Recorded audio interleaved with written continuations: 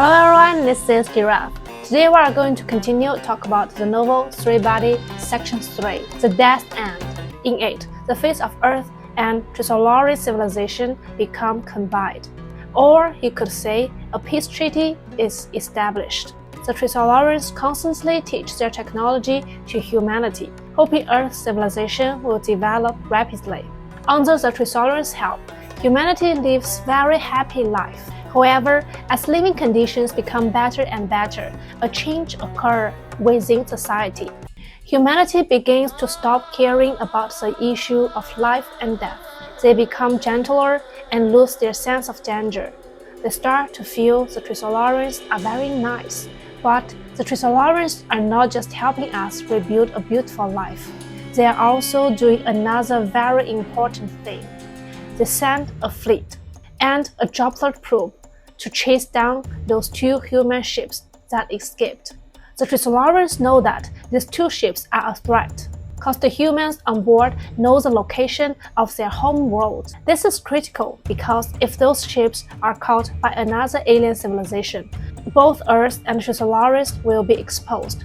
The Trilogyan logic is, if you cannot catch up with your own technology, then we will use our technology to help you chase that ship. And Earth constantly sends out signals, trying to call back these two ships. The message was, come back. We have now made a peace treaty with Trilogyans. We will not invade each other. We live very happily. Come back. The people on these two ships received the signals and indeed want to return. So one of them came back. When it arrived, it was initially welcomed with flowers and wine, but shortly later, the crew was arrested and sentenced for crimes against humanity. They were all captured. The other ship was unaware of this. After the sentencing, the captain of the captured ship seized a chance to send a final signal. Do not come back. Run now. Upon receiving this warning, the other ship immediately shifted its direction, turned its bow around, and flew away from Earth at full speed. At this time, Liu Cixin is more than 100 years old. His role is called sword holder because he is the only one who can hold a threat over the Trilogyans. However, due to the long period of stable societal development, most people no longer understand the necessity of Liu Cixi's existence. The younger generation, especially, cannot feel any threat from the Trilogyans.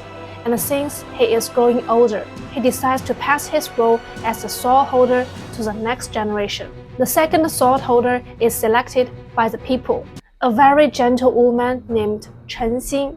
This woman, Chen Xin, is also an aerospace engineer. The moment Liu Cixin passes the sword, the button that can broadcast the location of the Trilogyan homeworld to her, the Trilogyans immediately launch their final attack on humanity. They begin destroying all the gravitational wave broadcast towers on Earth. Why? Because the Trilogyans are certain that Chen Xin will not press the button. At this point in the story, many people say it was a failure to entrust the fate of humanity to her. However, one could argue she was just an ordinary people, and any ordinary person would hesitate to press the button. If pressing the button only destroys the Trilogyans, she might have pressed it immediately.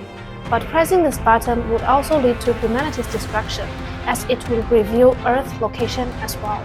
By not pressing it, she followed a key military principle mentioned earlier. Never give up any chance to survive. You must survive to have a future opportunity. And it is true, the Trilogyans do not kill off all the humanity. Instead, they force all Earth people to migrate to Australia and leave them to fend for themselves. Why didn't the Trilogyans wipe out humanity? It is because the Trilogyans have come to genuinely admire human culture. Their own civilization has no art or culture. From birth, Trilogyans are laborers who must work desperately just to survive. When they discover human art, music, and drawings, they found them fascinating. Meanwhile, the one fleeing ship, upon learning that the Trilogyans had attacked and occupied Earth, made a decisive move. They broadcast the precise location of the Trilogyan world to the universe. They believed that since the Trilogyans had occupied Earth, humanity was already doomed. They didn't know the Trilogyans had not killed all of the humans. They only knew that Earth had fallen, with nothing left to lose. They revealed the Trilogy's location to the cosmos. Shortly later, the location was sent out. A projectile struck the Trilogy homeworld, and the planet was destroyed. An advanced civilization acts that rapidly. The moment they know your location, they destroy you immediately. When their mother planet was destroyed, the Trilogy forces occupying Earth left immediately. The fleet that had not yet arrived also turned around and began to depart. There raises a question why the Trilogyans still attack on Earth when they know their swan ship were still fleeing outside. The Trilogyans made a critical miscalculation. They decided to launch their attack at the moment their droplet probe had located the fleeing ship. Given the droplet's superior technology, destroying the ship was considered a simple task. They felt the ship was already as good as captured. However, the human ship was incredibly lucky. It entered a four-dimensional space fragment. The universe is almost a dark, three-dimensional forest, but it contains pockets of four-dimensional space. By entering this four-dimensional realm, a dimension higher than the droplet, the human crew gained a decisive advantage. To be one dimension higher is like a human looking down on an insect. You can perceive and manipulate its entire structure at will. No matter how formidable the droplet is in three-dimensional space, from our perspective in four dimensions, we could simply crush it directly. Before the Trilogyans left Earth, they earnestly warned humanity, you should leave as soon as possible. You will be destroyed shortly. Luo asked the Trilogyans one final question. Does a method exist in the universe to make a declaration that can circumvent the dark forest law? The idea was to send a message to the universe stating, I will not attack you, and you do not attack me. I will remain neutral. Since Earth's location was already exposed, they desperately needed this kind of chance or mechanism. The Trilogyans replied, yes, there is. They later learned that this declaration is made by creating a barrier around a solar system, a membrane that encloses it. This barrier allows entry but prevents anything from ever leaving. What does this guarantee? It ensures that a civilization can never expand beyond its own solar system. Therefore, it can never become a threat to any advanced civilization in the wider universe. This eliminates the chain of suspicion and prevents invasion. This is the only way to make such a declaration. It is a choice to trade your own freedom for a chance to survive. However, at that time, Earth did not possess the technology to create such a barrier. Therefore, the most realistic option was to escape, to flee Earth and the solar system entirely. So humanity began constructing universe ships as quickly as possible, vessels that could carry large numbers of people away from Earth at light speed. While humans were still constructing this, another alien civilization discovered the solar system. This advanced civilization, known as the Singer civilization, was a super advanced entity. The Singers act as cleaners in the universe, wandering through space and destroying lower civilizations they encounter. After the Singer civilization located the solar system, a low-ranking member of their society applied for and received a weapon from the upper authority. This weapon was called a dual vector foil, which was a small, harmless-looking object about the size of a credit card. The Singer threw this foil into the solar system. Any matter that came into contact with it began to undergo a fundamental change, collapsing from 3 dimensions into 2. Furthermore, this process was not static. The 2-dimensional space began to expand constantly, flattening everything in its path. This was a dimensionality strike designed to reduce the entire solar system from 3 dimensions to 2, thereby destroying it. There is no known defense against a weapon like the dual vector foil. The only chance for survival was to run away. The result was that the vast majority of humanity was destroyed along with the solar system. Only one human starship managed to escape. It was the only ship humanity had built. that was capable of light-speed travel. On board was the only two survivors, two women. After the light-speed ship escaped, it eventually made contact and rendezvoused with the other ship that had fled the earlier battle. They arrived at the same distant planet. The ship that had been wandering for many years had learned profound truth about the cosmos. They explained how the universe truly functions. There are countless advanced civilizations in the universe, and they are in a constant state of war. They fight using super weapons like the dual vector foil, relentlessly launching dimensional strikes against one another.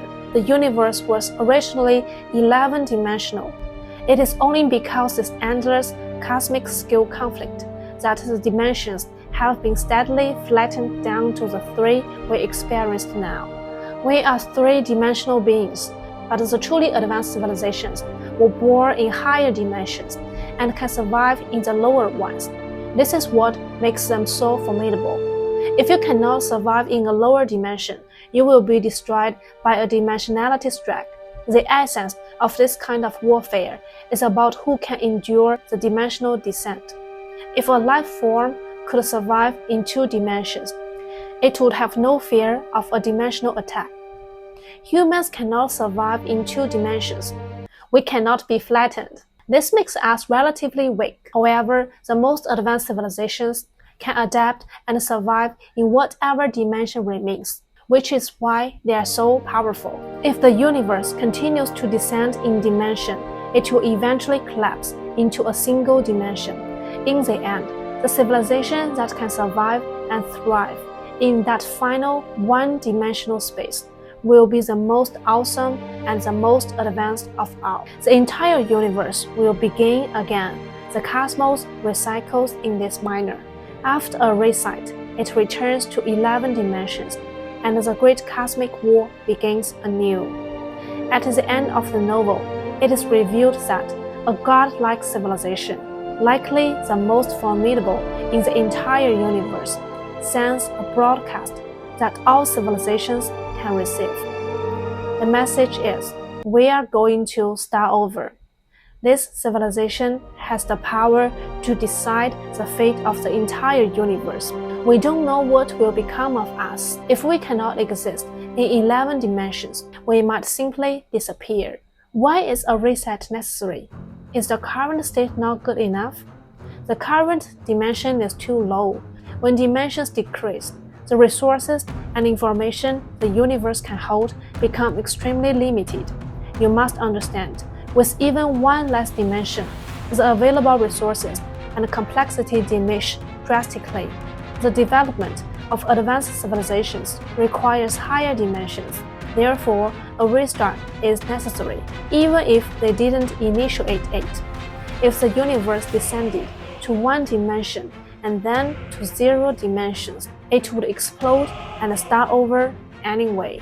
So our own universe may have already been reset once. Its current age of 13.8 billion years might simply be the time since the last great reset, which decreased it to our current 3 dimensions.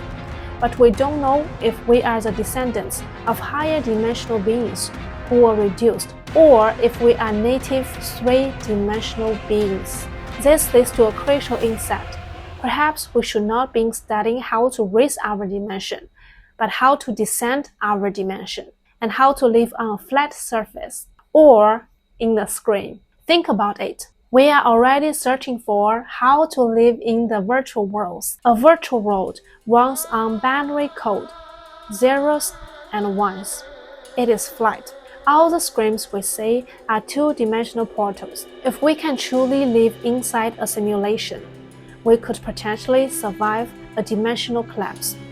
But if we haven't discovered this method of survival, this way to descend and endure, before a more advanced civilization discovers us, the only real option is to simply enjoy the life we have now. If you also like this novel, please leave your comments. See you next time!